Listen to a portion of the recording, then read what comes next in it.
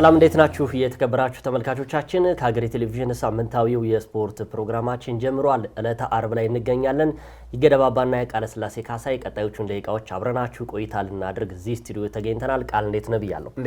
መቼስ በማንቸስተር ሲቲ እና በአርሰናል መካከል ያለው የሊግ ፉክክር አሁንም እንደቀጠለ ነው። በሳምንቱ አጋማሽ የተደረጉ ጨዋታዎች ደግሞ አሁን ላይ ልናወራበት መነሻ ሆኖናል። የ7 ነጥብ ልዩነት ሆኖታል። ምንም ጥያቄ የለውም።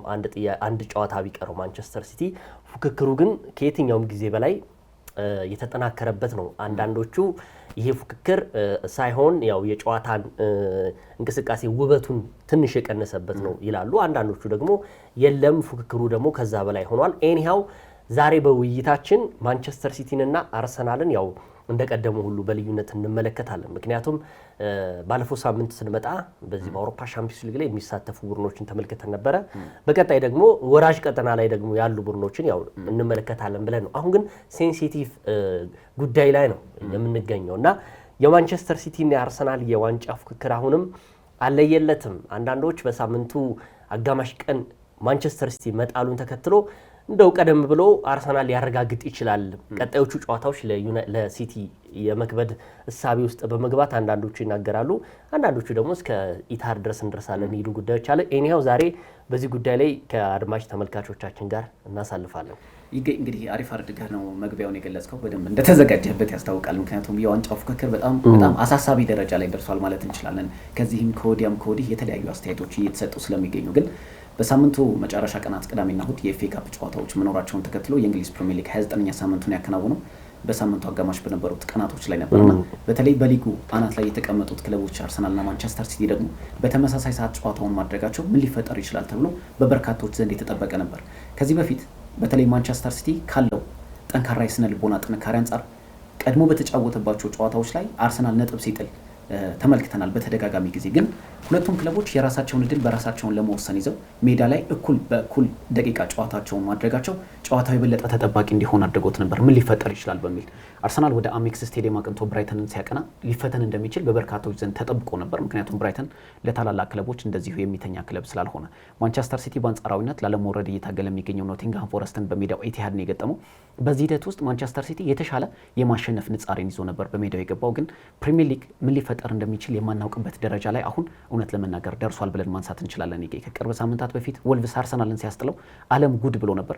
በመቀጠል አስቶን ቪላን ሲያሸንፈው ምንድነው ይሄ ክለብ ተብሎ ነበር። ምክንያቱም በወራጅ ቀጠና ላይ የሚገኝ መውረዱንም ለማረጋገጥ እጅግ የተቃረበ ቡድን ቢሆንም እስከ መጨረሻው ድረስ የምትፋለምበት የሊግ የውድድር መድረክ ግን ፕሪሚየር ሊግ እንደሆነ ያሳዩበት ነበር። ሊቨርፑልን ደግሞ በመቀጠል አሸነፈና ኖቲንግሃም ፎረስት ማንቸስተር ሲቲን ያስጥላል ተብሎ ያልተጠበቀበት ነበር። ብራይተን አርሰናልን ቢፈትንም በዛ ልክ ግን አርሰናልን ደግሞ ይፈትነዋል ተብሎ ያልተጠበቀበት የጨዋታ መርሃ ግብሮች ነበሩና በአጠቃላይ ስታየው በተለይ በዋንጫ ፉክክሩ ላይ የሚገኙት አርሰናልና ማንቸስተር ሲቲ የተለያየ ውጤት ማስመዝገባቸው ግን በዋንጫ ፉክክሩ ላይ ትልቅ ነጥብ የታየበት አጋጣሚ ነበር ብዬ አስባለሁ። ምናልባት ከብራይተንና አርሰናል ጨዋታ ስለምንጀምር ብዬ መቼስ እንግዲህ ያው የአርሰናል የዋንጫ ፉክክሩ በሳምንቱ አጋማሽ ላይ ረቡዕ ዕለትና ሐሙስ ዕለት በተደረጉ ጨዋታዎች ቀጥለው ነበረ። ማክሰኞም ነበሩ። ግን እንደው ያው ባለፉት ሳምንታቶች እንዳወራ ነው በሳምንቱ አጋማሽ ላይ ለአርሰናል ብቻ አልነበር ጥሩ ጊዜን ያሳለፉ ማለት ይችላል።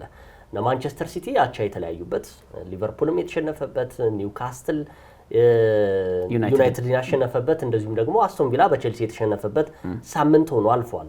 መቼስ በእንደዚህ አይነት የእንግሊዝ ፕሪሚየር ሊግ በጣም ታይት በሆነበት ሰዓት ላይ አሁን ላይ ቁጭ ብለን ስናወራ የሊጉ የፉክክር ደረጃ ምን ያህል እንደደረሰ ማሳያ ነው። ቅድም እንዳልከው እንግዲህ ኖቲንግሃም ፎረስት አሁን ላይ ያለበትን ደረጃ እናያለን። ከዛ ደግሞ ሊድስ ከፍ ብሎ ታያለህ። ዌስትሃም ዩናይትድ አለ። ወራሽ ቀጠና ላይ የሚገኘው ወርዷል የተባለው ወልቭስ ባለፉት 2 እና 3 ሳምንታቶች የሚያሳየው ወጥነት፣ ለምሳሌ እኔ አሁን ባለፈው አርሰናል በወልቭስ ጥሎ ነበረ፣ ሊቨርፑል ደግሞ በወልቭስ ተሸንፏል። እንግዲህ ሁለቱም ተመሳሳይ የሚያደርጋቸው ከሜዳቸው ውጭ ነው። እሱ ሜዳው ላይ ነው የተገኘ። አሁን አርሰናል 2-2 በተለያየበት ጨዋታ ላይ ሊቨርፑል 2-1 በተለያየበት ጨዋታ ላይ ውርጅብኙ ትዝ ይልሃል መቼም አርሰናል ላይ። ይሄ ማለት ግን በነገራችን ላይ አንዳንድ እንደዚህ አይነት ነገሮች በጣም ውርጅብኝ፣ በጣም ትችቶች ሲበዙ የቡድኖች ማንቂያ ናቸው ብዬ ገምታለሁ። ሊቨርፑል ያልተተቸው ምንድነው ወቅታዊ ብቃቱ ነው። አርሰናል የተተቸበት ወቅታዊ ብቃቱ ነው። ስለዚህ ዓለማችን ላይ የሚገኙ ምርጥ ተጫዋቾች ስላሉት ነው አርሰናል። በአጠቃላይ ግን ወደ ብራይተን ስንሄድ አዎ ወልቭስ በነገራችን ላይ በዚሁ ከቀጠለ ሻምፒዮን የመሆን እድሉም አሉ ይላሉ አንዳንዶች። ያው በቀልድ ያሰጋል። በተለይ ባለፉት 3 ሳምንታት የገጠሟቸው ቡድኖች በጣም በአውሮፓ ሻምፒዮንስ ሊግ እና በፕሪሚየር ሊግ ለዋንጫ ፉክክር የሚገናኙ ቡድኖች ናቸው። እነዚህም በሙሉ ማሸነፍና ነጥብ ማስጣል ቀላል ሂደት በጣም ከሱም በላይ እንግዲህ ያው የሊጉ ነው። በነገራችን ላይ የሊጉ ጥንካሬ ነው። አንዳንዶች ያው አሁንም መጣም ሄደም እንደው እኔ ይገርመኛል ቃል አንዳንድ ጊዜ ግን የእንግሊዝ ፕሪሚየር ሊግ ይሄ አርሰናል ያልታደለ ነው። አንዳንድ ጊዜ በዚህ አይነት እንትን ውስጥ አርሰናል አልታደለም ምለው ምንድነው መሰለህ አሁን ላይ ከ22 ከ23 ከ24 ዓመት በኋላ ደጋፊው በቃ የሆነ የዋንጫ ጥማቱን ሊያረካ በቃ የሆነ ስሜት ውስጥ ባለበት ደረጃ ላይ የቀድሞ ተጫዋቾች ስለ አርሰናል መጥፎነት ሲያወሩ እንዳታጠመው እኮ ነው። አዎ እንዳታጣጠመው ነው። በቃ አሁን እነ ፖል ስኮልስ አሁን ለእንግሊዝ ፕሪሚየር ሊግ አሁን ላይ በዚህ ውድድር ዘመን ላይ ዋንጫ መሰጠት የለበትም፣ አሸናፊ ቡድን ዋንጫ ማግኘት የለበትም። በታሪክ ሆኖ አያውቅም። ዋንጫ የሚዘጋጀው ላሸነፈው ቡድን እኮ ነው። ሌስተር ሲቲ እኮ 1-0 እያሸነፈ ከሜዳው ውጪ 0-0 እየወጣ ሻምፒዮን የሆነ ቡድን ዋንጫ አግኝቷል እኮ። አርሰናል ለምንድን ነው የማያገኘው ዋንጫ? ፖል ስኮልስ እውነትን ለመናገር ባለፈውም ስናወራ ነበረ። አይ ቲንክ የቤተሰቡ ሳይሆን የሱም የጤና ችግር እንዳለበት አስተውያለሁ ስናወራ ስለነበር ነው። ልጁም ታማሚ ነው። የልጁ ስትረስ ወደኛ ላይ ጥሎታል። አሁን ወደ እግር ኳስ ተመልካቹ ስትረሱን አጋብቶበታል ብዬ ገምታለሁ። እየተነሳ አርሰናልን ነው የሚተቸው። አሁን ደግሞ ከሰዓታት በፊት ያወጣው ካሪክን ተችቶታል። እዛኛው አልበቃ ብሎ አሁን እኮ እግር ኳሳዊ ትንታኔ በሆነ ነገር ብተችኮ ችግር የለውም። አሁን ለምሳሌ አርኔ ስሎት ምንድነው ያሉት እኮ ስፔሲፊክ ገብተው እኮ አርሰናልን አልተቹም እኮ። የዘንድሮ የውድድር ዓመት ከሌሎቹ ለየት የሚያደርገው በቆም ኳስ ላይ ዲፔንድ ሆኗል። ነገር ግን ውበቱ በተወሰነ መልኩ ጠፍቷል። ግን ደግሞ ከዓለማችን ትልቁ ፉክክር ያለበት ደግሞ የእንግሊዝ ፕሪሚየር ሊግ ነው ብለው ባልጨረሱበት ደቂቃዎች ሰዓታቶች ውስጥ ከቆም ኳስ ጎል ማስቆጠር ጀመሩ። እሳቸው ራሱ ደግሞ 2026 ከገባ በኋላ ከአርሰናል በላይ ጎል ያስቆጠረ ቡድን ማን ነው? ሊቨርፑል ነው። እንደዚህ አይነት በቃ ይሄ ምንድነው የሚባለው በቁጥራዊ መረጃ የተደገፈ ነገር ስታደርግ እንደ አርኔ ስሎት ተቀበለዋለህ።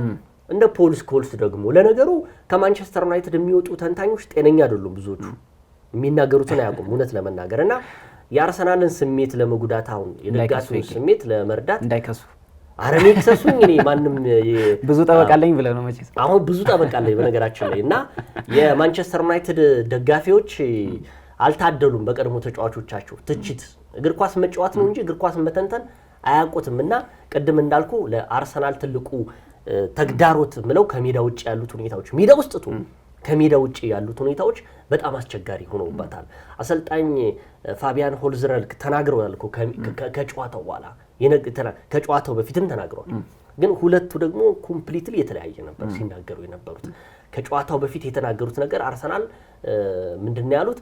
ሰዓት ይገላል ነው፣ ምንም ጥያቄ የለውም። ሰዓት ይገላል በየሰከንዱ በየጨዋታው 4 ሰከንድ 7 ሰከንድ ድረስ ሊሄድ ይችላል ምናምን። ያ ደግሞ ፈልጎት አይደለም ወይም ደግሞ አርሰናል ያመጣው ህግ አይደለም። በነገራችን ላይ ዓለም ላይ ከ8 ሰከንድ በኋላ ኳስን እጅህ ላይ ኳስን እግር ላይ የምታቆይ ከሆነ ፊሽካ ይነፋል ነው። አርሰናል ግን ከ7 ሰከንድ በላይ አላቆየም። ስለዚህ መብቱ ነው። በቃ ይሄ የጨዋታው አንዱ ዘይቤ ነው የተዋጡት። ከቆመ ኳስ ላይ የሚያስቆጥር ኳስ ሆኗል። አርቴታን ለመተቸት ቡድኑን ለመተቸት እና በእንደዚህ አይነት መልኩ ሆኖ አርሰናል ዋንጫ ሲያገኝ ደስ ይላል። በብዙ ነገር ተፈትኖ ግን ደስ የሚለው ፓትሪክ ቬራ ባለፈው የተናገረው ማለት እንደዛው እንደውም ፒቲቲ የቀድሞ የአርሰናል ተጫዋች ሌጀንዶቹ የተናገሩ አቤት ደስ ሲሉ እኮ ግን እውነት ለመናገር እኮ እውነቴን እኮ ነው የምልህ ቃል ይጠነቀቃሉ። የአርሰናል እኔ ለአርሰናል እንትን እያልኩ ሳይሆን የቀድሞ የአርሰናል ተጫዋቾች ታድለዋል፣ ስነ ምግባር አላቸው፣ ተጠንቅቀው ነው የሚናገሩት እያንዳንዷን ነገር።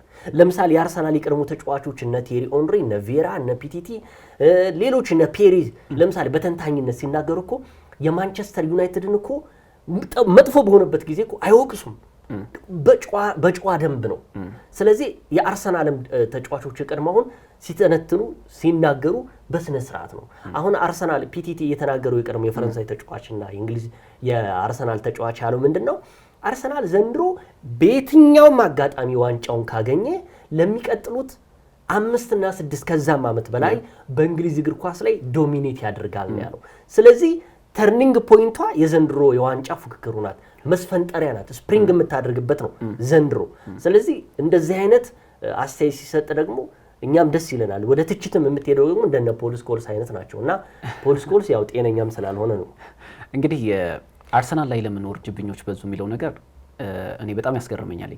ለምን ካል ባለፉት 2 ዓመታት 22 ዓመታት ያህል ተቆጥሯል። እንግዲህ የእንግሊዝ ፕሪሚየር ሊግን ዋንጫ ካሸነፈ አርሰናል ከ2 ዓመታት በኋላ ለዋንጫ እጅግ በጣም የተቃረበበት ዓመት ተብሎ በዚህኛው ዓመት ይነሳል በልዩነት። ባለፉት 3 ዓመታት በእርግጥ እጅግ ለዋንጫ ተቃርቦ በተለይ ደግሞ በ2022-23 ውብ እግር ኳስን አስመልክቶ ዋንጫውን አጥቷል።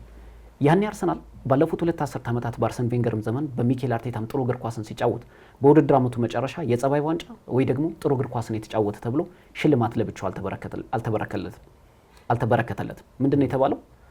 አርሰናል ጥሩ እግር ኳስን ይጫወታል፣ ነገር ግን ለዋንጫ የሚደፍር ሜንታሊቲ የሌለው ቡድን ተብሎ በሁሉም ዘንድ ተወቅሷል። የዘንድሮ የአርሰናል የፕሪሚየር ሊግ ጉዞ እኮ አይደለም በነ ፖል ስኮልስ ደረጃ እግር ኳስን በጣም ተጫውተው ያለፉ እግር ኳስን ከኛ በተሻለ መልኩ ሊረዱ የሚችሉ ሰዎች ናቸው። ግን በዚህ ልክ የአርሰናልን መንገድ ለምን እንዳልተረዱት አልገባኝም።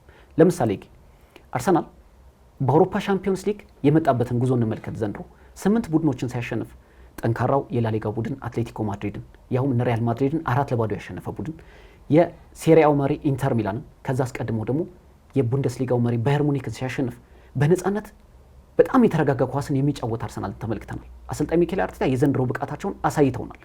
በኤፍኤ ካፕና ካራባው በአስደናቂ መልኩ በኤፍኤ ካፕ 5ኛ ዙር ላይ ተገኝተዋል። በካራባው ደግሞ የፍጻሜ ተፋላሚ ናቸው። በፕሪሚየር ሊግ ያለው አርሰናል ግን ከዚህ የተለየ ነው።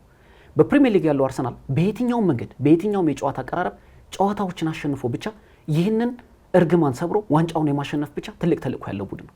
ለምን ካል አሰልጣኝ ሚኬል አርቴታ 6ኛ ዓመታቸው ነው በሰሜን ለንደን።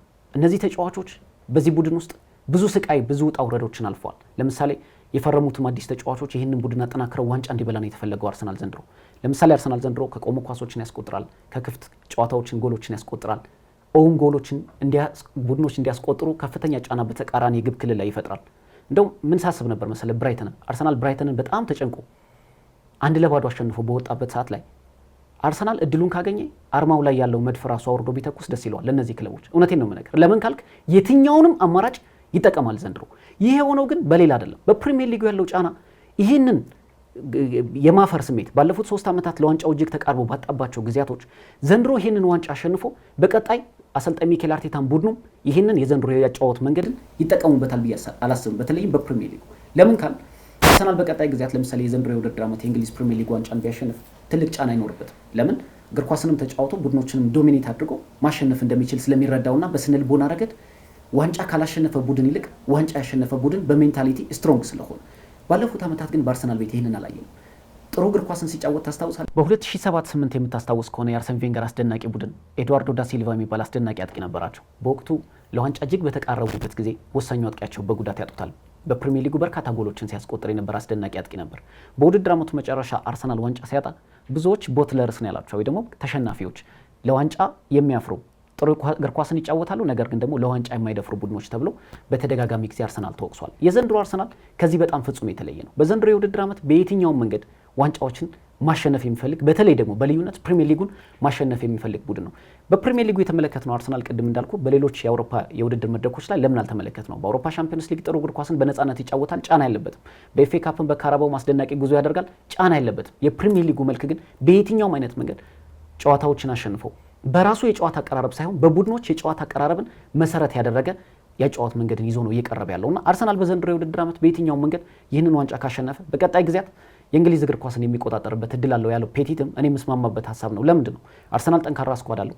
አሰልጣኙ ከዋንጫ ጋር መታረቅ የሚጀምር ከሆነ ልምዱን የበለጠ ያካብታል። ስለዚህ አርሰናል የትኛውም በአውሮፓ የሚገኝ ተጫዋች በአሁኑ ወቅት ለአርሰናል መፈረም የማይፈልግ ተጫዋች የለም ብለን ማንሳት እንችላለን። ምክንያቱም የጠይቃቸውን ተጫዋቾች ባሳለፍነው ክረምት እንዳለ ስላስፈረማቸው። ስለዚህ በቀጣይ ጊዜያት እነዚህ ተጫዋቾች ከጫና ነፃ ይሆናሉ። አሁን በቅርብ ጊዜያት በወልቭስ ሲሸነፉ እኮ የአርሰናል የዋንጫ ጉዞ ያከተመ ነበር የሚመስለው። ነገር ግን ስብሰባ ላይ ተቀምጠው እነ ዴክላን ራይስም መፋለም አለብን እስከ መጨረሻው፣ ማንም ይህንን ዋንጫ ሊሰጠን አይችልም ሲሉ ተናግረዋልና አንዳንድ ተቺዎች ቅድም ያነሳቸው እነ ፖል ስኮልስም እነ ጋሪ ኔቭልም አብዛኞቹን ሰዎች እናንሳይክ። በነገራችን ላይ የአርሰናል የዘንድሮ የውድድር አካሄድ በጣም አስጊ ነው። በተለይ ለማንቸስተር ሲቲ እና ለማንቸስተር ዩናይትድ ለምን ካል እስካሁን ባለው ቁጥራዊ መረጃ አርሰናል ለ4 ዋንጫዎች ይፋለማል። በውድድር ዓመቱ መጨረሻ ዋንጫ ያሸንፍ አያሸንፍ በጊዜ ሂደት የምናየው ጉዳይ ቢሆንም አርሰናል 4ቱን ዋንጫ የሚያሸንፍ ከሆነ ግን ለማንቸስተር ዩናይትድም ለማንቸስተር ሲቲም ትልቅ የታሪክ ስብራት ይፈጥርባቸዋል። ምክንያቱም በእንግሊዝ እግር ኳስ ታሪክ 4 ዋንጫ በአንድ ዓመት ውስጥ አሸንፎ የሚያውቅ ቡድን ስለሌለ። ስለዚህ በዚህ ሂደት ውስጥ ኢማኑኤል ፔቲት አያይዞ እንደተናገረው ብዙዎች አርሰናል ፌል እንዲያደርግ ይፈልጋሉ፣ አርሰናል እንዲወድቅ ይፈልጋሉ በዚህ ጊዜ ብሏል። እናነሳዋለን በኋላ ላይ ስለ ሲቲም ስናነሳ ስለ ሲቲ ጥንካሬም ስናነሳ። ግን በዚህ ሂደት ውስጥ የአርሰናል አካሄድ በየትኛውም አጋጣሚ በየትኛውም አካሄድ ዋንጫ የሚያሸንፍ ከሆነ ግን ለቡድኑ ትልቅ ስኬት ይመስለኛል። አዎ ያው ምንም ጥያቄ የለውም። ያው ሪያሊቲው ነው። አርሰናል ምንም የውድድር ዘመኑ ላይ ጥሩ ጊዜ እያሳለፈ ነው የሚገኘው። ግን በጥንካሬው እንዳነሳው ደግሞ ብዙ ደግሞ ጉድለቶች በዛ ላይ ደግሞ የሚነሱ ደግሞ ድክመቶችም አሉት። ምክንያቱም ፍጹም አይደለም አርሰናል። ቅድም እንዳነሳው አሁን መቼም በዘንድሮ የውድድር ዓመት ላይ አሁን ላይ መገኘቱ በዚህ አሁን የምናወራው የ7 ነጥብ ልዩነት ነው። ቀሪ አንድ ጨዋታ ማንቸስተር ሲቲ ከክሪስታል ፓላስ ጋር አለው። ያ ሲሆን ደግሞ ይጠባል ማለት ነው፣ ወደ 4 ዝቅ ይላል። ነገር ግን ምንድነው አሁን ላይ እኔ እውነት ለመናገር የአርሰናል ደጋፊዎች አሉ እዚህ ማቃቸው ብዙ የቅርብ ሰዎች እና አርሰናል ደጋፊነታቸውን ሳይሆን ይሄ ግግም ያለ የአርሰናል ደጋፊ አይደሉም። በነገራችን ላይ እግር ኳስ ነው የሚያውቁ። አሁን ላይ ከመቼውም ጊዜ በላይ ለአርሰናል ፍርሃት አላቸው። አርሰናል ፍርሃት የሚኖራቸው አርሰናልን ካለመውደድ አርሰናል አይችልም ስለማለት አይደለም። ምን ሀፕ እንደሚያደርግ አያውቁ ምን እንደሚያደርግ። አሁን አንተ ቅድም የ4 ዋንጫ ሳይሆን የፕሪሚየር ሊጉ ያሰጋቸዋል። አሁን የአርሰናል ደጋፊዎች ያ የሚያሰጋቸው ምንድነው?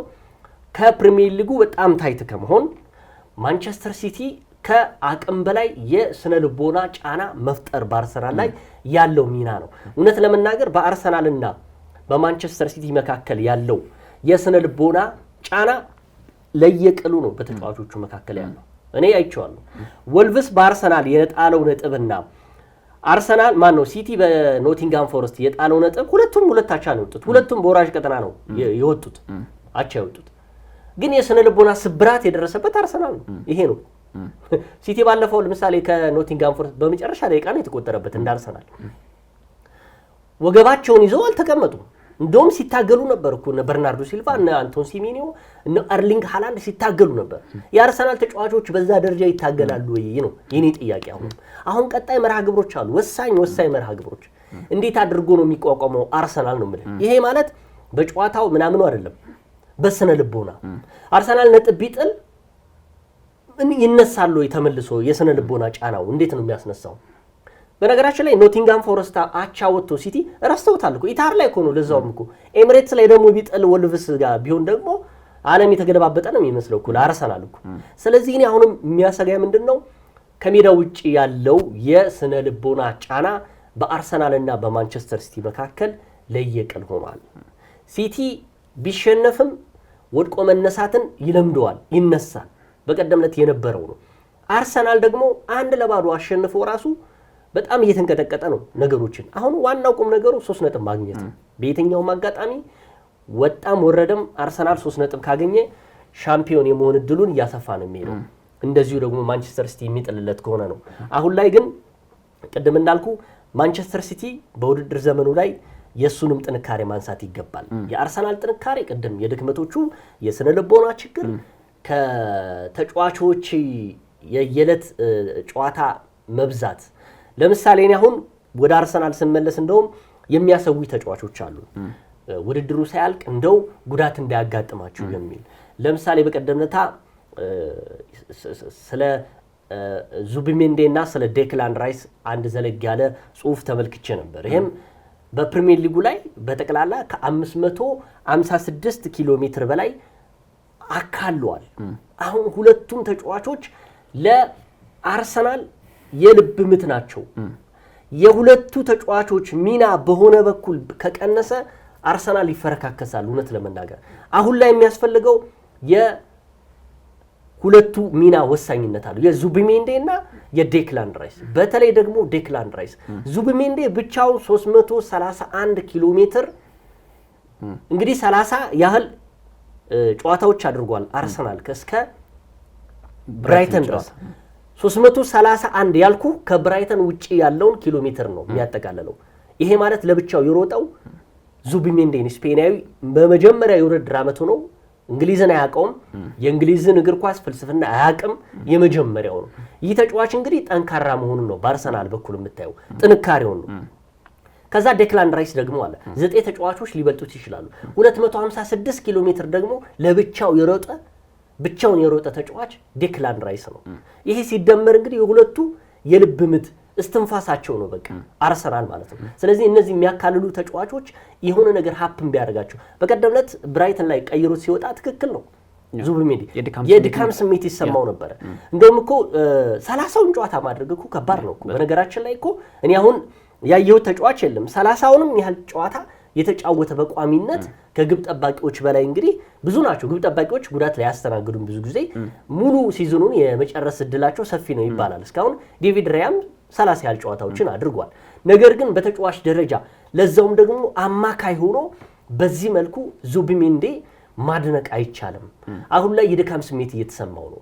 በመጣ ዓመት እንደዚህ አይነት አጋጣሚ ትልቅ ታይት በሆነ ሊግ ውስጥ ገብቶ መጋፈጡ እንደዚሁም ደግሞ የዴክላን ራይስን ጉዳይ ሳነሳ ቼልሲ ከአርሰናል ባደረጉት ጨዋታ ላይ የፓልመር ጉዳትን ተንተርሶ ጨዋታው ሲቋረጥ የድካም መንፈሱ ምን ያህል እንደሚታይ ወገቡን ይዞ መቀመጡ አሳዘነኝ እውነት ለመናገር ዴክላን ራይስ። ስለዚህ አርሰናል ሁሉን ነገር የጣለው በእነዚህ ተጫዋቾች ላይ መሆኑ የእነሱም አልበቃ ብሎ እነዚህ ተጫዋቾች በስፔን ብሔራዊ ቡድንና በእንግሊዝ ብሔራዊ ቡድን ላይ የዓለም ዋንጫ የሚፈለጉ ተጫዋቾች ናቸው። አሁን ላይ ደግሞ ከየትኛውም ጊዜ በላይ ተጫዋቾች ጥንቃቄ እያደረጉ የሚገኙት ለመጪው ለዓለም ዋንጫ ሲሉ ለመጫወት ሲሉ እንደዚህ አይነት ጉዳቶችን ማራቅ ይፈልጋሉ። በተለይ ይሄ የኤሲኤል ጉዳት ለብዙ ተጫዋቾች በጣም አስቸጋሪ ሆኗል። የሮድሪ የምናስታውሰው ነው። ሮድሪጎ በጣም የሚያስታውሰው አሁን እንግዲህ ከብራዚል ብሔራዊ ቡድን ወጥቷል። ስለዚህ አርሰናልም አሁን ትልቅ የምፈራው ነገር የተጫዋቾች ጫና በብዛት ጉዳት እንዳያደርስባቸው። ከዛ በተረፈ ደግሞ ከእንግሊዝ ፕሪሚየር ሊግ በላይ ደግሞ የሚፈልጉትም ደግሞ የአውሮፓ መድረክ አለ። አውሮፓ ሻምፒዮንስ ሊግ ላይ ደግሞ ቀጣይ መርሃ ግብር ግንቦት 30 የሚያልቀው ደግሞ ይህን ጨዋታ እስከ ፍጻሜ ይሄዳሉ ብዬ ከማሰባቸው ክለቦች አንዱ ስለሆነ ለአርሰናል ደግሞ ትልቁ ችግር፣ ተግዳሮት፣ ድክመት ይሆናል ብዬ የማስበው ደግሞ ይህን ነው። በቀጣይ የሲቲን እናነሳለን። የተከበራችሁ ተመልካቾቻችን ከሀገሬ ቴሌቪዥን እያያችሁት ያለው ስፖርታዊ መረጃዎቻችን ናቸው። ከአፍታ መሸጋገሪያ በኋላ ስንመለስ ደግሞ ማንቸስተር ሲቲን በልዩነት ደግሞ እናነሳለን። አብራችሁን ቆዩ። አሁንም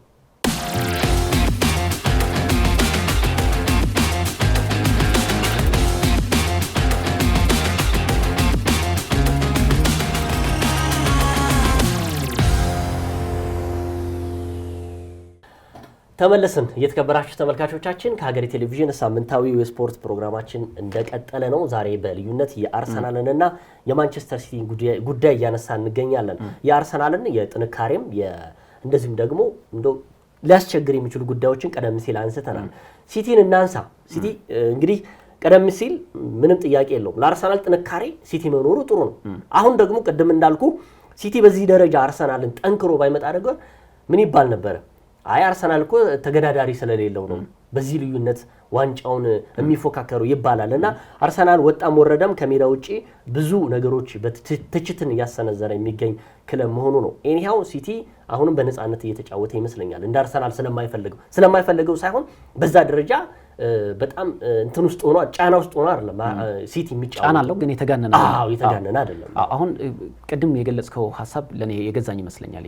አርሰናል በወልቭስ ሲጥልና ማንቸስተር ሲቲ በኖቲንግሃም ፎረስት ሲጥል ዓለም ለየቅል ነበር ያወራው። ለዛ ነው ያልኩት እኔ በሌሎች የውድድር መድረኮች አርሰናል በነፃነት እግር ኳስን የሚጫወትና ያለ ጫና ተጫዋቾች ያለ ፍርሃት የሚጫወቱት ነው። በአውሮፓ ሻምፒዮንስ ሊግም ኤፍ ኤ ካፕም ካራባውም። ፕሪሚየር ሊግ ላይ ግን ያለው ጫና የተለየ ነው። ሜዳ ላይ ከሚያደርጉት እንቅስቃሴ በላይ ከፍተኛ የስነ ልቦና ጫናቸው ባለፉት 3 ዓመታት በተከታታይ አብሯቸው የተጓዘው ሁለተኛ ደረጃን ይዘው ሲያጠናቁ ወደ መጨረሻ ወራቶች ያንጠባጠቡት ነጥብ አሁንም በስነ ልቦና ረገድ ትልቅ ከኋላ አሁንም ሊጎታቸው የሚፈልገው ጉዳይ እሱ ነው ብዬ አስባለሁ። ለዛ ነው ከየትኛውም ውድድሮች በላይ አርሰናል ፕሪሚየር ሊግን አጥብቆ ይፈልገዋል ብዬ ማስበው። ለዛም ነው ከፍተኛ ጫና ያለበት። ወደ ሲቲ ስንመጣ ሲቲ ይታወቃል፣ ከዚህ በፊት በተደጋጋሚ ያነስተንለታል። በተለይ በትራንዚሽን ውስጥ ያለ ቡድን ነው። ከጥር የዝውውር መስኮት ጀምሮ ካሳለፍነው ጥር ወር የዝውውር መስኮት ጀምሮ እስከ በክረምቱ ድረስ 11 ያህል ተጫዋቾችን አስፈርሟል። ዘንድሮ ደግሞ እነ ሴሜኒንና ማርክ ጌሂን ጨምሯል። በዚህ ሂደት ውስጥ ማንቸስተር ሲቲ የሆነ ወደ አዲስ የቡድን ግንባታ ሂደትና የአሰልጣኝ ፔፕ ጓርዲዮላ ከምክትል አሰልጣኛቸው የቀድሞ የኤርገን ክሎፕ ምክትል አሰልጣኝ የሆኑት ፔፕ ሊንደርስ ጋር በመሆን አዲስ የሆነ ፍልስፍና ለማስረጽ አዲስ የሆነ የጨዋታ አቀራረብ ተግባራዊ ለማድረግ እየሞከሩ ነው። በተደጋጋሚ ያነስተናል። ግን ሲቲ ቤት ውስጥ ካለው ጥንካሬ ጎን ለጎን ግን የማንቸስተር ሲቲ አካላዊ የስነ ልቦና ጥንካሬ ላይ ግን እኔ ጥያቄ እየፈጠረብኝ መጥቷል ከቅርብ ጊዜያት ወዲህ። ለምን ካል አሁን ማንቸስተር ሲቲ ባለፉት ጊዜያት በተለይ ወደ የመጨረሻዎቹ ወራቶች መገባደጃ ጊዜያቶች ላይ ማንቸስተር ሲቲ ነጥብ ይጥላል ብሎ መጠበቅ ከዝንብ ማር እንደመጠበቅ ብዬ መግለጽ እፈልጋለሁ። ለምን ካል ባለፉት 3 ዓመታት አርሰናል ባለፉት 4 ዓመታት ከ2021 ጀምሮ በቀሪዎቹ 12 መርሃ ግብሮች ላይ ማንቸስተር ሲቲ ከአምና ውጭ በተከታታይ 4 ጊዜ ፕሪሚየር ሊግን ሻምፒዮን በሆነበት ጊዜያት ከአርሰናል በተሻለ መልኩ ነጥቦችን የሰበሰበበት ጊዜ ነበር። ማንቸስተር ሲቲ የቅርብ ጊዜ ማንቸስተር ሲቲ ግን የስነ ልቦና ጥንካሬያቸው በዛ ልክ ነው ወይ የሚለው ግን ጥያቄ እየፈጠረብኝ መጥቷል። እርግጥ ከራሴ ጋር ስወያይ ባለፉት ጊዜያት የነበሩት ተጫዋቾች እነማን ነበሩ? አሁን ማንቸስተር ሲቲ እስከ መጨረሻው ድረስ በመፋለም በስነ ልቦና ረገድ ከፍ ብሎ እንዲገኝ ካደረጉት ተጫዋቾች መካከል 1-3-4 የሚሆኑ ተጫዋቾች እዚህ ቡድን ውስጥ አለመኖራቸው ምናልባት በጉዳት ልክ እየፈጠረባቸው ሊሆን ይችላል ወይ ብዬ አሰብኩኝ። ለምን ካል ለምሳሌ ኬቨን ደ ብሮይን የለም፣ ኤልካይ ጎንዶጋን የለም፣ ለረጅም ዓመታት በማንቸስተር ሲቲ መለያ የተጫወተው ካይል ወከር የለም። በዚህ ሂደት ውስጥ እነዚህ ባለልምድ ተጫዋቾች በማንቸስተር ሲቲ ስኬት ውስጥ ትልቅ ሚናን የተጫወቱ ተጫዋቾች ናቸው። ክለቡ ለመጀመሪያ ጊዜ የአውሮፓ ሻምፒዮንስ ሊግ ባሳካበት ጊዜ የ2022-23 የውድድር ዘመንም እነዚህ ተጫዋቾች ሚናቸው ከፍ ያለና ላቅ ያለ ድርሻን የተወጡ ተጫዋቾች ናቸው። አሁን ስትመለከት ይገኝ ባሳለፍነው ጥር ወር ጀምሮ አሁን የመጡት አብዛኞቹ የሲቲ ተጫዋቾች እንመልከታቸው በማንቸስተር ሲቲ ዋንጫን የማያውቁ ተጫዋቾች ናቸው። በክለባቸውም ደረጃ እንብዛም በትልቅ ደረጃ ዋንጫ ያላሸነፉ ናቸው። ለምሳሌ አንቷን ሴሜኒዮን ጥራው፣ ማርክ ጌሂን ጥራው እና አብዱካድር ኩሳኖቭን እንጥራቸው፣ ኦማር ማርሙሽን እንጥራው። አብዛኞቹ እዚህ ቤት ውስጥ የፈረሙ እነ ቲጃኒ ሬንደርስ በኤሲ ሚላን ይህን ያክል የተሳካ ጊዜያትን አልነበራቸውም። በዋንጫ የታጀበ ጊዜያቶች አልነበራቸውም። አብዛኞቹ ስትመለከታቸው ምናልባት ይሄኛው ጉዳይ በማንቸስተር ሲቲ ተጫዋቾች ላይ ጫና ፈጥሯል ወይ የሚል ጥያቄ እየፈጠረብኝ መጣ። አሁን በሲቲ ቤት ውስጥ ያሉት ልክ የኬቨን ደ ብሮይነ እና ካይል ወከር፣ ኤልካይ ጉንዶጋን አይነት ሜንታሊቲ የያዙ ተጫዋቾች እነማን ናቸው? በእኔ ምልከታ 2 እና 3 ተጫዋቾች ናቸው። በርናርዶ ሲልቫ እናነሳለን፣ ሮድሪን እናነሳለን፣ ኤርሊንግ ሃላንድና ምናልባት በልዩነት ከረሳሁት ደግሞ ሩበን ዲያዝን ማንሳት እንችላለን። አሁን የሲቲ ባለፉት ዓመታት የነበረው የስነልቦና ከፍተኛ የስነልቦና ጥንካሬ አሁን ስለመኖሩ ትንሽ ጥያቄ እየፈጠረብኝ መጥቷል። ምክንያቱም ማንቸስተር ሲቲ በቅርብ ጊዜያት የጣላቸው ነጥቦች ስትመለከት ማንቸስተር ሲቲ ለምሳሌ በቅርብ ሳምንታት ከኖቲንግሃም ፎረስትም በፊት የነበረው ጨዋታ ወደ ኤላንድ ሮድ አቅንቶ ሊድስ ዩናይትድን ሲገጥም የነበረው መቸገር ስታይ፣ በተጫዋቾች ላይ የነበረውን አለመረጋጋት ስታይ ምናልባት ያ ጫና ፈጥሮባቸው ሊሆን ይችላል የሚል እንደ ግል ምልከታ ስጋት ፈጥሮብኛል። እርግጥ ማንቸስተር ሲቲም ልክ እንደ አርሰናል ሁሉ ለ4 ዋንጫዎች የሚፋለም ቡድን ነው። እስከ መጨረሻው ድረስ አሰልጣኝ ፔፕ ጓርዲዮላ እንዳረጋገጡት አሰልጣኝ ፔፕ ጓርዲዮላ በዚህ አጋጣሚ በፍጹም የማላምናቸው አሰልጣኝ ናቸው። በየትኛውም ጊዜ ምን ሊፈጥሩ እንደሚችሉ የማይታመኑ አሰልጣኝ ቢሆኑም አሁንም በእንግሊዝ አርሰናልና ማንቸስተር ሲቲ ብቻ ናቸው ለ4 ዋንጫዎች የሚፋለሙት። ከሁለት ሳምንታት በኋላ በካራባኦ ዋንጫ አንደኛው የዋንጫ አሸናፊ ይታወቃል። ምክንያቱም አርሰናልና ማንቸስተር ሲቲ በዌምብሌይ ስለሚፋለሙ። ግን ማንቸስተር ሲቲ ላይ የተጫዋቾች ዝግጁነትና ከዚህ በፊት እንደነበራቸው የተረጋጋ የስነ ልቦና ጥንካሬ ግን አለ ወይ ለማለት ግን እየተቸገርኩ እገኛለሁ ለመድፈር ይሄን ሀሳብ። ያው መቼስ አርሰናል ነው አሁን ሁሉ ነገር የበላይ እየተባለ ይገኛል። ያው እየመራም ስላለ ነው። ግን ቅድም እንዳልከው ሲቲም እኮ ለ4 ዋንጫ እየተሳተፈ ነው የሚገኘው እና ብዙዎቻችሁ ግን ልብ ያላላችሁት ነገር አለ። ሲቲ እኮ በአንድ ዓመት ውስጥ እኮ የተለያዩ ተጫዋቾችን አፍርሶ የገነባ ቡድን እኮ። አርሰናል እኮ ያለፉትን 5 እና 4 ዓመታቶች የገነባ ቡድን ነው እኮ። ምንም ለየቅል እኮ ነው እንዴ። በጣም ሲቲን አለማድነቅ አይቻልም እኮ። በነገራችን ላይ 1-0 ማሸነፈ፣ 1 አቻም ወጣ፣ 2 አቻም። ባለፉት 7 ጨዋታዎች እኮ አልተሸነፈም እኮ በነገራችን ላይ 5ቱን አሸንፈው 2ቱን ነው አቻ ያወጣው። እሱም ደግሞ ከሊድስ ዩናይትድ ጋር የመጨረሻውን 1-0 ካሸነፈ በኋላ ኖቲንግሃም ፎረስት ጋር በኢትሃድ አቻ ወጥቷል። ከዛ ውጭ ግን ለምሳሌ እንዴ በክረምት የመጡ ተጫዋቾች የሉም እኮ። በክረምት የመጡ ተጫዋቾች ማለት በጥር የተጫዋቾች የዝውውር ገበያ ላይ አሁን በማርክ ጌይ እና የአንቷን ሴሜኒዮ ጉዳይ እናንሳ። እነዚህ ተጫዋቾች እኮ በቡድን ውስጥ እኮ ገብተው ምን ያህል ሚና እንዳላቸው መነሳትም ይቻላል። በአርሰናል እና በማንቸስተር ሲቲ መካከል ላይ ያለው የስነ ልቦና ጉዳይ ለየቅል ነው። አንድ ቅድም እንዳልኩ ጉዳይ ቀደም ሲል የነበረው ማንቸስተር ሲቲ ከሆነ ጊዜ በተለይ ለዋንጫ መጠናቀቂያው አካባቢ ማንቸስተር ሲቲ የማይጥለው ማንቸስተር ሲቲ አለ። አሁንም አልጣለም እኮ አሁንም እኮ ባለፉት 7 ሳምንታቶች ውስጥ እኮ ያሸነፈ የመጣ ቡድን ነው። 2-0 ያወጣው። ቀጣዮቹንስ ለምንድን ነው የሚጥለው? ቀጣዮቹንስ ለምንድን ነው የሚሸነፈው? የስነ ልቦና የሚባለው ደግሞ ቀድሞ የነበሩ የነ ኬቨን ደብረኒ ከዛ በፊት ደግሞ አሁን እነ በርናርዶ ሲልቫ ተረክቦታል የስነ ልቦናውን ጉዳይ። እንደውም እኔ ስነ ልቦና አሁን ከበፊቱ የተሻሻለ ምክንያቱም አዲስ የቡድን ግንባታ ነው። አብዛኞቹ የምንላቸው አዲስ የመጡ ተጫዋቾች ናቸው። ለምሳሌ ከ10 ተጫዋቾች ቢያንስ 3 ወይ 2 ናቸው የቀደም ተጫዋቾች አሉት። ስለዚህ በዚህ ባጭር ጊዜ ውስጥ እኮ ስነ ልቦና ራሱ መገንባት እኮ ለአሰልጣኝ ፔፕ ጋርዲዮላ ትልቅ ክሬዲት መስጠት ነው። በዚህ እንደዚህ ታይት በሆነበት ጊዜ ራሱ ሌላ ቡድን ቢሆን እንደዚህ ያደርግ ነበር ወይ?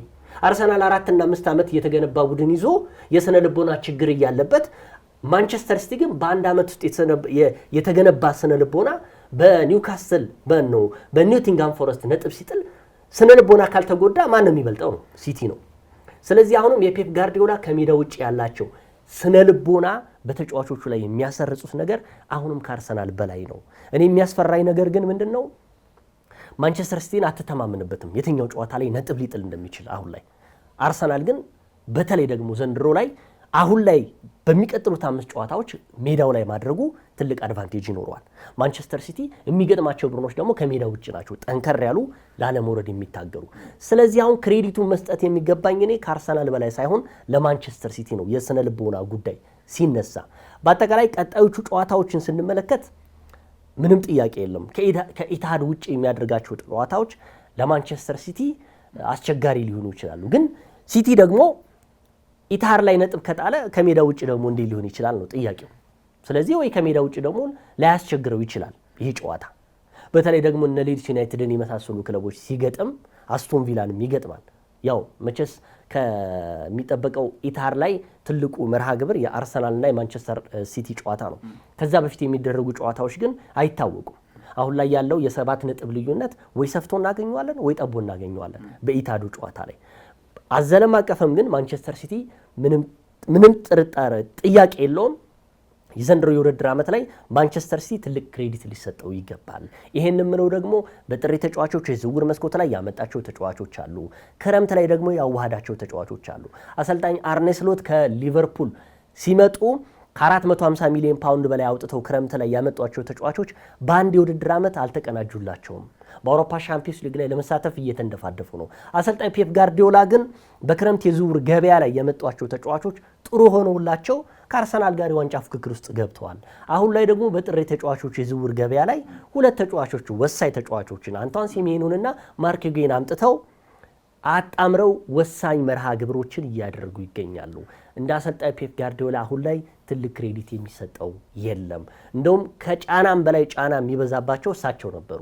ምክንያቱም እንደዚህ አይነት የመሳሰሉ ተጫዋቾችን አምጥተው እንደ ሻምፒዮን ያደርጉም ሲባሉ አይ የለም አርኔ ስሎት ደግሞ 400 ምናምን ሚሊዮን ፓውንድ አምጥተው እኮ ትልልቅ የሚባሉ ተጫዋቾች ለዛውም የእንግሊዝ ፕሪሚየር ሊግ ላይ ትልቅ ጎል ማስቆጠር የቻሉ አሌክሳንደር አይዛክን የመሳሰለ ተጫዋች አምጥተው ግን አሁን ላይ ያሉበት አቋም በጣም አስከፊ ነው ይባላል። ስለዚህ የሲቲ ጥንካሬ ምንም ጥያቄ የለውም፣ አሁን ላይ ምንም ጥያቄ የለውም፣ ከአርሰናል ጋር ተገዳዳሪ ነው። እንደውም የምፈራው እኔ በሚቀጥለው የውድድር ዓመት ላይ አሰልጣኝ ፔፕ ጋርዲዮላ የማይለቁ ከሆነ ለአርሰናል ትልቁ ተገዳዳሪ አርሰናልን ቅድም ለሚቀጥሉት 10 ዓመታት በቃ ዶሚኔት ያደርጋል እንግሊዝ ላይ እንዳደረግ ነው፣ ሲቲም ደግሞ ተገዳዳሪ ይሆናል ብዬ ገምታለሁ። እንግዲህ ቀጣይ በእንግሊዝ ፕሪሚየር ሊግ የዋንጫ ፍክክር ላይ መጪዎቹ 2 ጨዋታዎች በጣም ወሳኝነት ይኖራቸዋል ብዬ አስባለሁ። ለምን ካል በ33ኛው ሳምንት ኤቲሃድ ላይ የሚጠበቀው የፕሪሚየር ሊጉ መሪዎች አናት ላይ የተቀመጡት የማንቸስተር ሲቲና የአርሰናል ፍልሚያ ዓለም ሁሉ የሚጠብቀው ቢሆንም ሁለቱም ጨዋታዎች ግን አርሰናልም ማንቸስተር ሲቲም ተጋጣሚዎቻቸውን የማሸነፍ ግዴታ አለባቸው። ግዴታም ሳይሆን የግዴታም ግዴታ። በተለይ ደግሞ ለማንቸስተር ሲቲ ለምን ካል አሁን ያለው የነጥብ ልዩነት 7 ደርሷል። ማንቸስተር ሲቲ በእጁ እስካላስገባው ድረስ ይሄንን ነጥብ አሰልጣኝ ፔፕ ጓርዲዮላ እንደሚሉት በ7 ነጥብ ነው ብለው እናምናለን ብለዋል። ምክንያቱም ይህ ፕሪሚየር ሊግ ስለሆነ ከያዝነው በኋላ ነው የምናወራው ሲሉ ተናግረዋል። ክሪስታል ፓላስ አሁን ካለው ወቅታዊ አቋም አንጻር ምን ሊፈጥር ይችላል በቀጣይ ልንመለከተው የምንችል ቢሆንም ማንቸስተር ሲቲ በቀጣይ 2 እጅግ በጣም ወሳኝ የተባሉ ጨዋታዎችን በሊጉ ያደርጋል። አንደኛው የሚያደርገው ዌስትሃም ዩናይትድ ነው፣ በለንደን ስቴዲየም የሚያደርገው ነው በ30ኛ ሳምንት የፕሪሚየር ሊጉ መርሃ ግብር። በዚህ ሂደት ውስጥ ዌስትሃም ዩናይትድ በያዝነው ሳምንት አጋማሽ ፉልሃምን ረቷል። ላለመውረድ እየታገለ የሚገኝ ቡድን ነው። በቀጣይ የሚያደርጋቸው ጨዋታዎች የሞት ሽረት ናቸው ለዌስትሃም ዩናይትድ። ስለዚህ ማንቸስተር ሲቲ ይህንን ከሜዳ ውጭ አቅንቶ የሚያደርገው ጨዋታ እጅግ በጣም ወሳኝ ፈተና ሊሆንበት ይችላል። እርግጥ ማንቸስተር ሲቲ የኖቲንግሃም ፎረስት ነጥብ መጣሉ እጅግ አስቆጭ ነው ለማንቸስተር ሲቲ። ለምን? በመጪዎቹ ሳምንታት ከሚያደርጋቸው ፈታኝ መርሃ ግብሮች አንጻር በሜዳው ነው፣ በደጋፊው ፊት ነው። ሙሉ 3 ነጥብ መውሰድ የሚገባው ነጥብ ነበር ብዬ አስባለሁ። ግን በቀጣይ ዌስትሃምን ከገጠመ በኋላ ቼልሲን በስታንፎርድ ብሪጅ ነው የሚገጥመው። ዘንድሮ ቼልሲ ማንቸስተር ሲቲን በኢቲሃድ ነጥብ እንዳስጣለው ይታወሳል። በቅርብ ጊዜያት ቼልሲ በጣም በርካታ ጎሎች ማንቸስተር ሲቲ ጋር በመገዳደር የሚፈታተነው ክለብ እየሆነ እንደመጣ እሙን ነው። ነገር ግን ማንቸስተር ሲቲ እነዚህ 2 ጨዋታዎች ማሸነፉ ወይ ደግሞ 6 ነጥብ መያዙ በቀጣይ በ33ኛው ሳምንት የሊጉ መሪ አርሰናልን በሚገጥምበት ጊዜ በተሻለ የስነ ልቦና ጥንካሬ ላይ ሆኖ ነው አርሰናልን የሚገጥመው። ካልሆነ በዚህ ልዩነት ላይ አርሰናል የመጀመሪያውን ጨዋታ ቀጣይ የሚያደርገው ኤቨርተን ነው በሜዳው አስቀድሞ ጨዋታውን ነው የሚያደርገው ከማንቸስተር ሲቲ። ምክንያቱም በሰዓታት ልዩነት የሚደረግ ጨዋታ ቢሆንም አርሰናል ማንቸስተር ሲቲ እስኪጫወት ድረስ የነጥብ ልዩነቱን 10 አድርሶ ለማንቸስተር ሲቲ የበለጠ ጫና የሚፈጥርበት ነው። ከዚህ በፊት በተደጋጋሚ ጊዜ እንዳነሳ ነው ማንቸስተር ሲቲ ቀድሞ በሚጫወትበት ጊዜ አርሰናል በተደጋጋሚ ነጥብ ይጥላል። ይህ ደግሞ አርሰናል የስነ ልቦና ጥንካሬው አሁንም እንደሚፈታተነው በግልጽ የሚታይ ስለሆነ ግን ቀጣይ የሚደረጉት 2 ጨዋታዎች ማለት እርስ በርስ እስኪገናኙ ድረስ ያለው ዲፈረንስ ከዚህ በላይ መስፋት የለበትም ብዬ አስባለሁ። በተለይ ለማንቸስተር ሲቲ ምክንያቱም በደጋፊው ፊት በ33ኛው ሳምንት አርሰናልን በሚያገኝበት ጊዜ የሞት ሽረትን አድርጎ ያንን ነጥብ በደጋፊው ፊት የሚወስድበት እድል በእጁ ሊኖር ይችላል። ነገር ግን 2ቱን ጨዋታዎች አስቀድሞ ግን የቤት ስራውን መወጣት አለበት ብዬ አስባለሁ። ግን ሲቲ በዚህ ሂደት ውስጥ በመጪዎቹ ከዛ ጨዋታ በፊት ምን ጨዋታ አለው የሚለው ነገር ግን ማንሳት እጅግ አስፈላጊ ነው። በጣም ፈታኝ የሆኑ ጨዋታዎች አሉት። ለምሳሌ በኤፍኤ ካፕ በሴንት ጄምስ ፓርክ ኒውካስል ዩናይትድን ይገጥማል። በአውሮፓ ሻምፒዮንስ ሊግ ወደ ቤርናባው ቅንቶ ሪያል ማድሪድን ይገጥማል። በዚህ ሂደት ውስጥ ተጫዋቾች ማሳረፍ፣ ተጫዋቾች ምርጫ ላይ አሰልጣኝ ፔፕ ጓርዲዮላ በእርግጥ በዚህ የምናማቸውና የሚታሙ ባይሆኑ ለማንቸስተር ሲቲ ተጫዋቾች ግን ትልቅ አንድምታ ይኖረዋል። ቅድም ስታነሳ የነበረው የነ ማርቲን ዙቤሜንዲ ዴክላን ራይስ ረፍት ማጣት በአርሰናል በቀጣይ የውድድር ጉዞ ላይ ትልቅ ጫና እንዳይፈጥር ብለን በስጋት መልክ ያነሳ ነው ለማንቸስተር ሲቲም ይሰራል። በቀጣይ ጊዜያት አሰልጣኝ ፔፕ ጓርዲዮላ የሚወስኗቸው ውሳኔዎች በጣም ትልቅ ተጠባቂነት ይኖራቸዋል። ግን በፕሪሚየር ሊጉ የዋንጫ ፉክክር ማንቸስተር ሲቲ ከአርሰናል ጋር ተገዳድሮ እስከ መጨረሻው ድረስ ለመጓዝ ግን መጪዎቹ 2 ጨዋታዎች የግድ ማሸነፍ ያለበት ይመስለኛል። አዎ ያው የኒውካስትል ዩናይትድ የቀጣዩ ጨዋታ ሴንት ጄምስ ፓርክ ላይ መደረጉ ለማንቸስተር ሲቲ ከፍተኛ ተገዳዳሪ ይሆናል ብዬ ገምታለሁ። መነሻውም ተርኒንግ ፖይንቱም እሱ ይሆናል ብዬ ገምታለሁ። ምክንያቱም በቤርናባው ደግሞ የሚያደርገው የአውሮፓ ሻምፒዮንስ ሊግ መርሃ ግብር ከእንግሊዝ ፕሪሚየር ሊግ ጨዋታ በፊት የሚያደርጋቸው ጨዋታዎች ለማንቸስተር ሲቲ ወሳኝ ነው ብዬ ገምታለሁ። ምክንያቱም እዚህ ካላንደሩ ላይ ሳየው 2ቱ ጨዋታዎች በሮቡን ነጋውን በኤፍኤ ካፕ ሴንት ጄምስ ፓርክ ላይ ኒውካስትልን ይገጥማል። ከዛ ደግሞ የፊታችን ሮብ ምሽት ደግሞ በቤርናባው ደግሞ ሪያል ማድሪድን በአውሮፓ ሻምፒዮንስ ሊግ ላይ እንደዚሁ ይገጥማል። ከሜዳ ውጪ 2 ጨዋታዎችን ማድረጉ በተለይ ደግሞ 2 ጨዋታዎች ላይ አሁን ለምሳሌ ቢሸነፍ ለማንቸስተር ሲቲ ስነ ልቦና ትልቅ አስቸጋሪ ነው ብዬ ገምታለሁ። ምክንያቱም ይሄ ጨዋታ ማለት ሪያል ማድሪድን ኒውካስትል ዩናይትድን ከገጠመው በኋላ ወደ ዌስትሃም ዩናይትድ ነው የሚሄደው። ያንንም ደግሞ ከሜዳ ውጪ ነው የሚያደርገው። እንግዲህ 3 ተከታታይ ጨዋታዎችን ከሜዳ ውጪ ማድረጉ በጣም ከባድ ነው የሚሆነው ለማንቸስተር ሲቲ ለፔፕ ጋርዲዮላ። ከዛ በተረፈ ዌስትሃም ዩናይትድ አሁን እያንዳንዷን ጨዋታ ማሸነፍና ማሸነፍ ነው። አቻ መውጣት ብቻ ሳይሆን ማሸነፍ ዓላማ አድርገው ነው። ከታች ያሉትን ቡድኖች እንደምንመለከታቸው የነጥብ ልዩነት ብቻ ሳይሆን የጎል ልዩነትም በጣም ወሳኝ መርሃ ግብሮች አሏቸው። ስለዚህ ከአርሰናል በፊት ከሊግ ካፕ አለ፣ የካራባው ጨዋታ አለ። ከዛ በፊት ደግሞ የሚደረግ የሪያል ማድሪድ የመልስ ጨዋታ አለ፣ የቼልሲም ጨዋታ አለ። በዛ መካከል እንግዲህ አርሰናል ወደ ኢታድ ከሄዱ ከመጫወቱ በፊት የኢታዱን ጨዋታ ፕሪሚየር ሊግ ከማድረጉ በፊት በስታንፎርድ ብሪጅ የሚደረገው ደግሞ የቼልሲና የማንቸስተር ሲቲ መርሃ ግብር ከፍተኛ ነው። ስለዚህ አሁን ለአርሰናልና ለማንቸስተር ሲቲ የኢታዱ ጨዋታ ቀጠሮ ከመያዛችን በፊት ቀደም ያሉት ጨዋታዎች ምን ያስመለክቱናል? በተለይ ወሳኝ 2 መርሃ ግብሮች ለማንቸስተር ሲቲ ወሳኝ ናቸው ብዬ ገምታለሁ። ከዛ በተረፈ አርሰናልም እንደዚሁ ተገዳዳሪ የሆኑ የሊግ ውድድሮች አሉት። በተለይ ደግሞ ቀጣይ ያው ነገ የኤፍኤ ካፕ ጨዋታ ያደርጋል። ግን ማንስፊልድ ጋር ከሜዳ ውጭ ተጉዞ የሚያደርገው ጨዋታ ከዛ ሌቨርኩሰን ጋር እንደዛ ይባላል። ምክንያቱም ያለው ምን አለ መሰለህ ሰውየው በክፍት ጨዋታ ከተጫወቱ አርሰናል እጃችን ሰተን ነው የምንወጣው አሉ። ምናልባት በቆመ ኳስ ፕሪሚየር ሊግ ላይ እንደሚያደርጉት የማንስፊልድ ታውን አሰልጣኝ ማለት ነው። በቆመ ኳስ ካደረጉ ግን ምናልባት እነሱን ለማስቆም ልምምድ እንሰራለን። በክፍት ጨዋታ ግን ያለን ስኳድ ልዩነት በጣም ሰፊ ስለሆነ በዛ ደረጃ የአርሰናል እንትን ልትለው አትችልም። ኤኒሃው ወደ ጀርመን ተጉዞ ደግሞ አርሰናል ከባየር ሌቨርኩሰን ጋር የሚያደርገው ጨዋታ እንደዚሁ የማንቸስተር ሲቲ እንዳነሳ ነው ሁሉ ለአርሰናል ደግሞ አንዱ ወሳኝ ጨዋታ ነው።